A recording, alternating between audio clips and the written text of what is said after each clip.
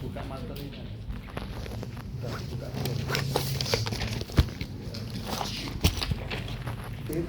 Biasanya nggak bertahan lama dia mati.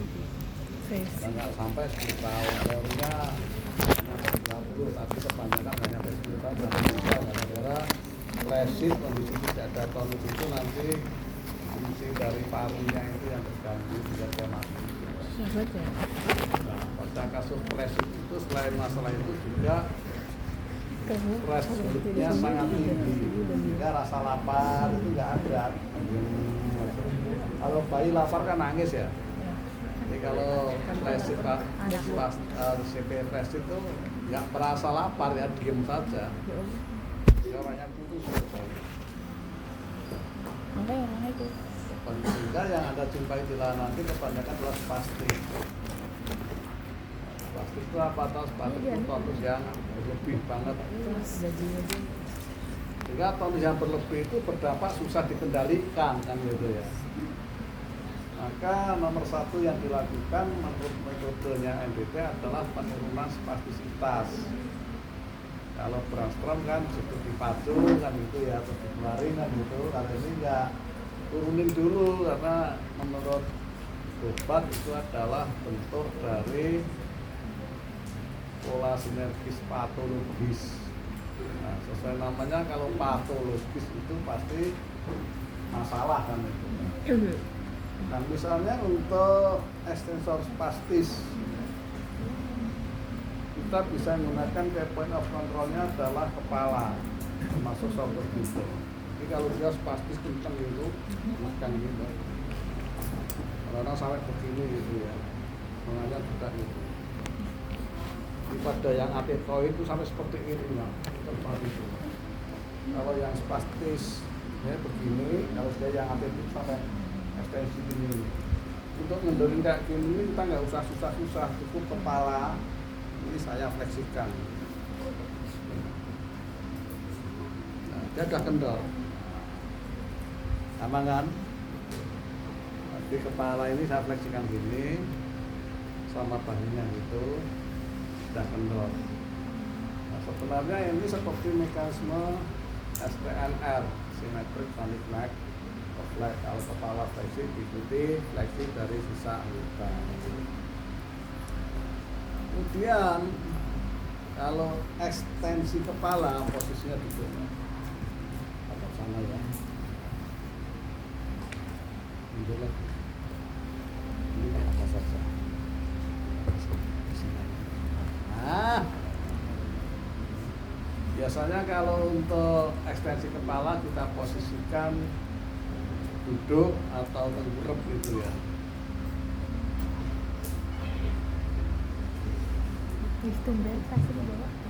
Pacarmu lagi teko piye iki?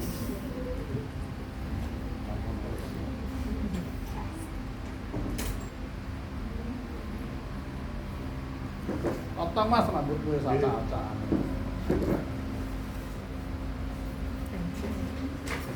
Ya. Tambah ganteng rapi kan.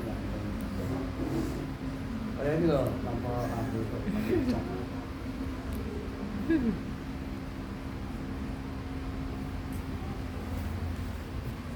Jadi kalau ini tidak silang bisa nggak? Kalau ini saya ekstensikan, set maka tungkai ini akan ekstensi. Nah, ini nanti juga ekstensi gitu. Ya, paling bisa. Ya, jadi ekstensi semua. Ini sama juga mekanisme STNR, symmetric tonic neck reflex. Kalau kepala ekstensi, sisa anggota tubuh ekstensi. Kepala fleksi, sisa anggota tubuh fleksi. Itu STNR. Waktu kita ekstensikan ini, termasuk perang yang mestinya melengkung ini bisa tegak begini. Nah, pada ateta itu seringkali masalahnya melengkung. Nah, seperti ini sehingga kepala jadi terpulet terus begini.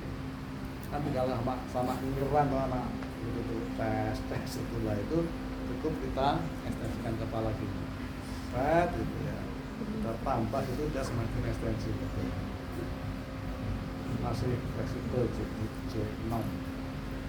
di 12 tahun 10 tahun. 10. Kemudian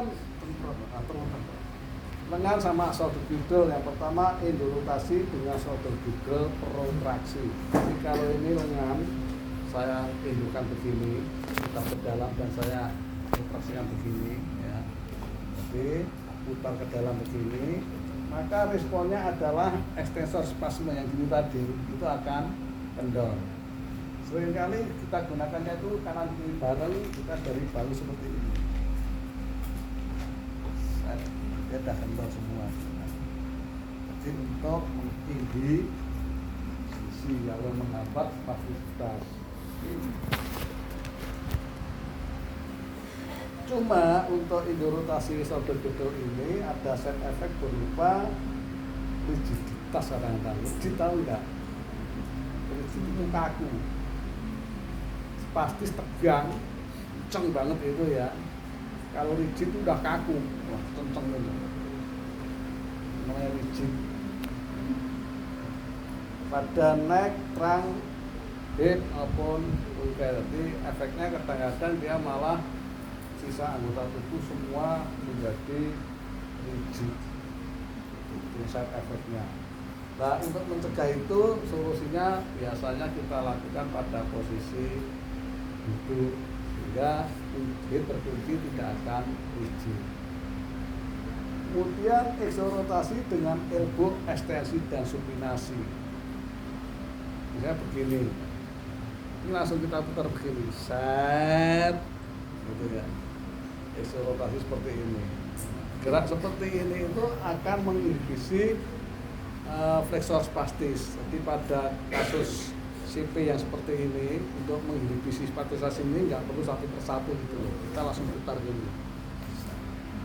Ya udah kendor semua. Kadang-kadang tangan tuh masih genggam. Nah, untuk membuka tangan ini pada posisi seperti ini tinggal kita ABD-kan. Saya buka jari-jari. Nah, dia tangannya akan membuka, otomatis membuka. Itu memfasilitasi ekstensi jari.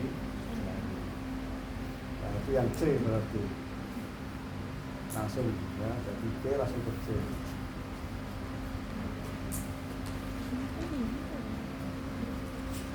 Kemudian pada kasus spastisitas flexor yang seperti ini tadi, misalnya sampai dua-duanya gitu, kita bisa pakai cara lain, dari elevasi kedua lengan pada posisi exo. Nah, kalau yang seperti ini kita dari atas kita putar ke arah exo, terus kita elevasikan tarik ke atas. Nah, ini sudah akan kendor. Ini seringkali saya dilakukan bisa kalau dia sudah bisa duduk itu lebih nyaman.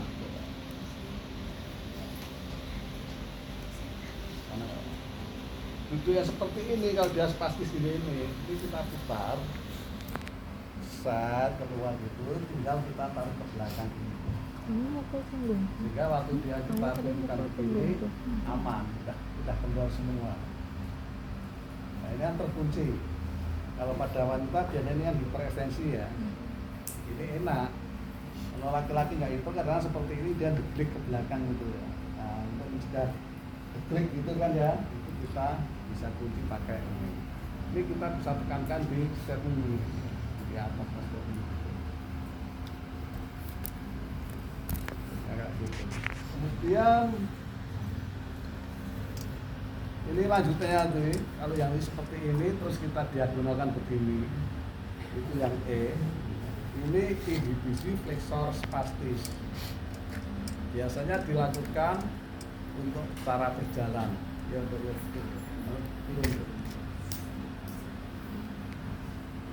kalau berjalan biar nggak spastis, kita diagonalkan ke belakang gini. Set. Nanti untuk latih jalan, kita dorong.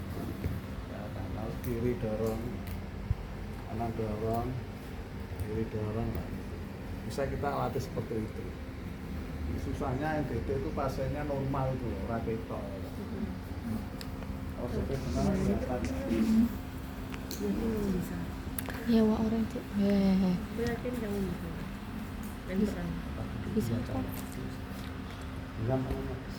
Ini bisa main ke tangan. Ini. Bisa ini ya. Harus lagi. Nah, dengan tangan yang masih menggenggam begini untuk membuka ini kita gampang.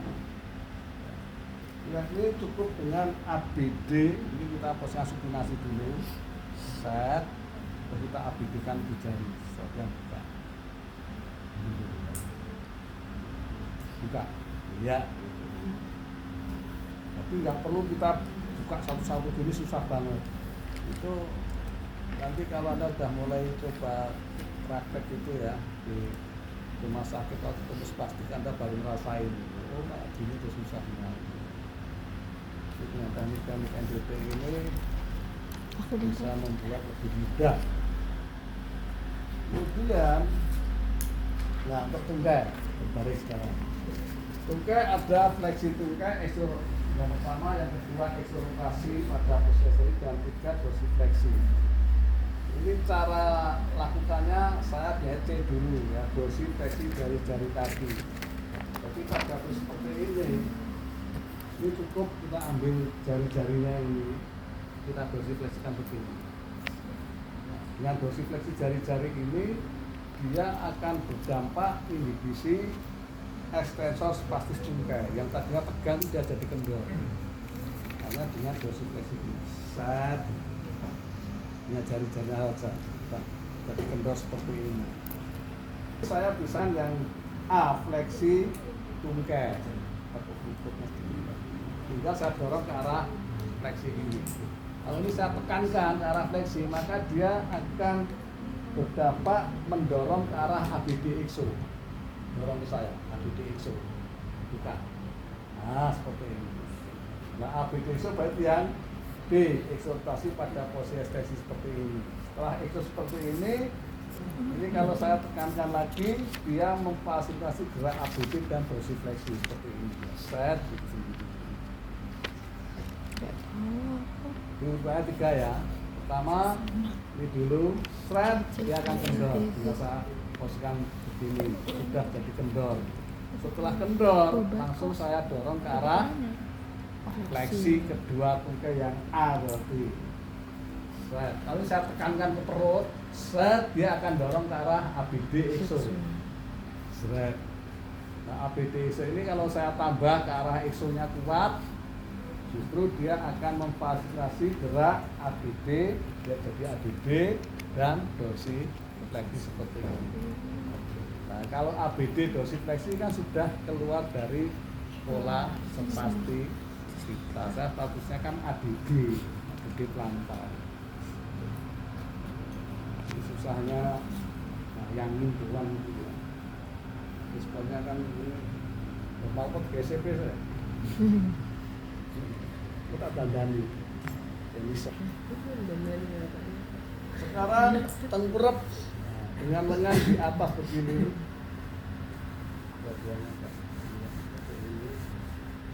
Kalau kepala kita angkat, maka akan memfasilitasi gerak ekstensi B.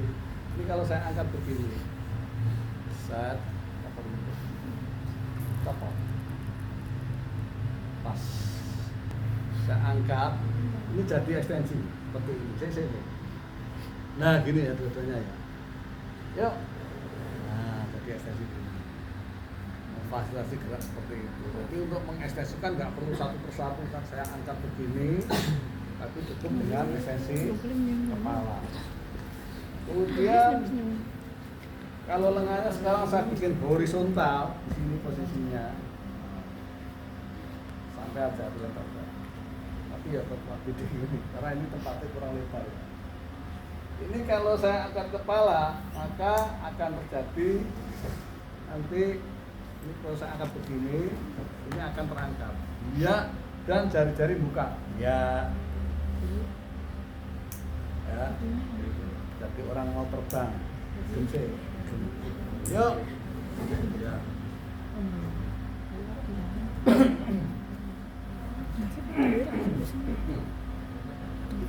Sebelumnya kayak gimana?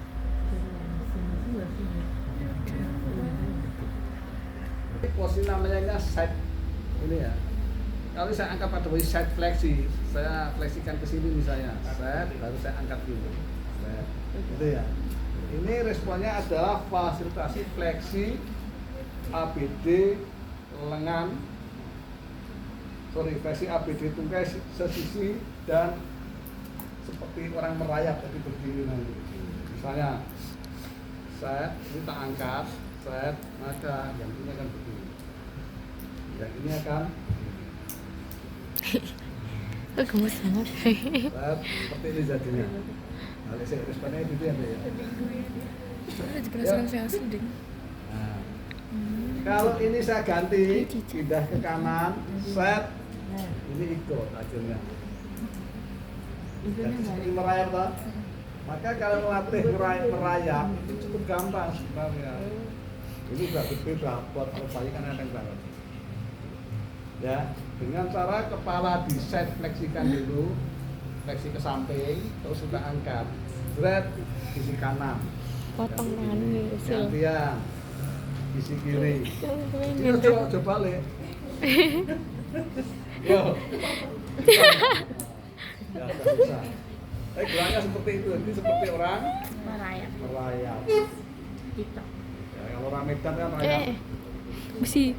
Si Oke, sakit. Pati atau mana kemarin Maksudnya? itu rayap. Ngapain?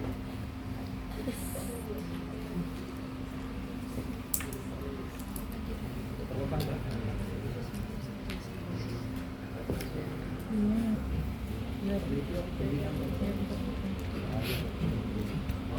Ini kalau saya fleksikan begini, ini tak taruh di sampingnya ya. Saya tekankan dada gini, maka ini akan mengangkat begini dadanya. Biar seperti ini. Taruh dulu, itu saya angkat, saatkan ke dada, lengannya akan terangkat. Tapi anehnya kayak sulapan, deket-deket bingkainya Tadi respon. yang pola pelangkat. Kemudian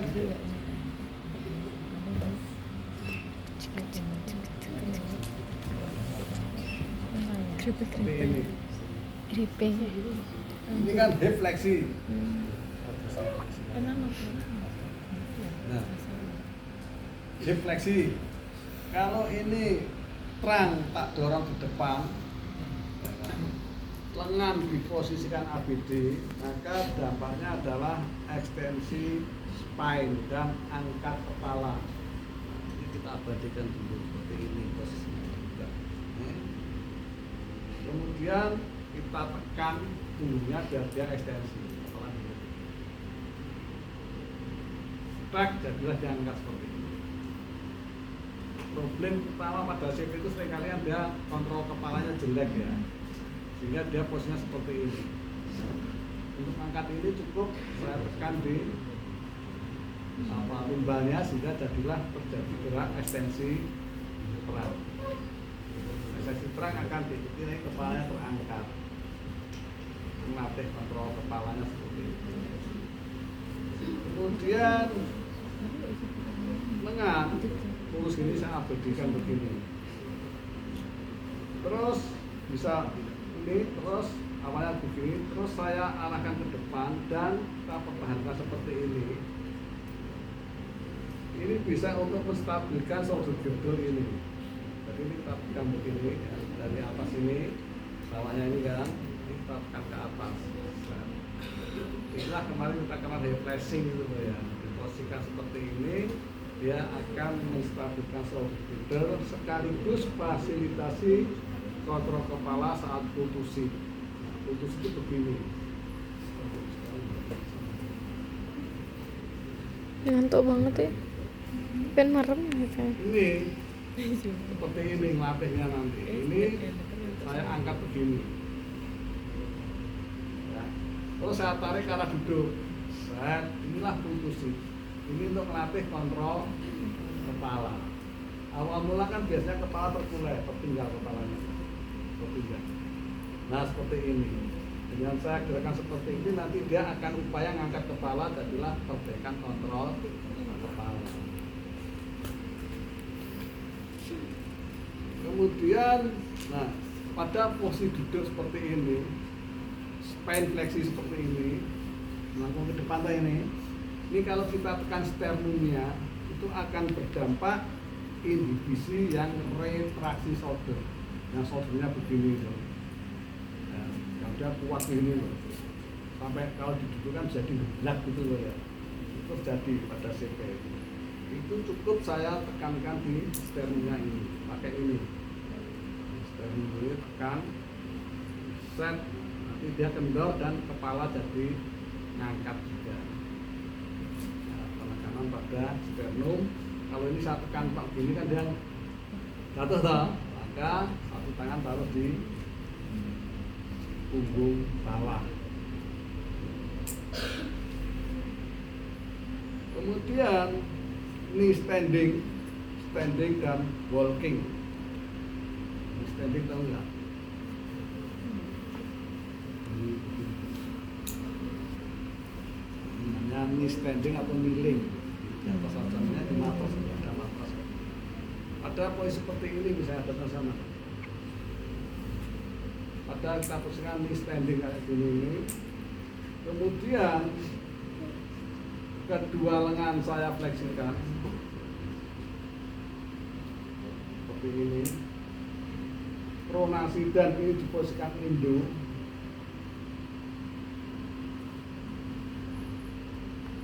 Pada kasus hiperspastis di mana itu di hip ya, atau adenoid itu bisa mengendor, jadi kendor, jadi tidak begek gini tapi dia malah jadi kendor.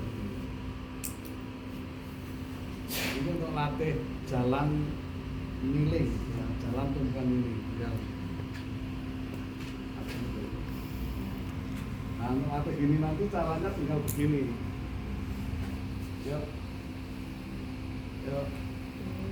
Yuk, bes, yuk, tarik tangannya, dia sudah bisa jalan. Karena pada adenoid hambatan mau itu jalan. Kenapa? Karena dia hiperekstensi. Kayak gini ini, kalau mau jalan udah gini kan, ya nggak bisa.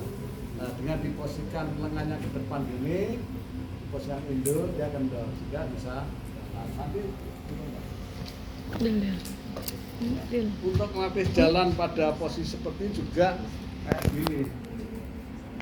Ini kita posisikan begini, speed, indo, speed, gitu kan ya. Kita pegang di sikunya, hingga latih jalan. Dansa maksudnya. Baru tahu tapi lo. Ojo di upload nunggu viral. Bisa ini dansa karo murid, lalu latihan. Lo nggak upload itu? Nah, cek, gua nggak kesel aku. Kan deket tuh.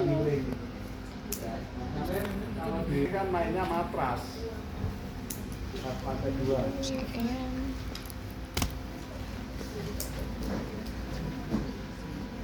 Oke, yang seterusnya nanti enaknya cuma di matras ya. Ya. Silakan.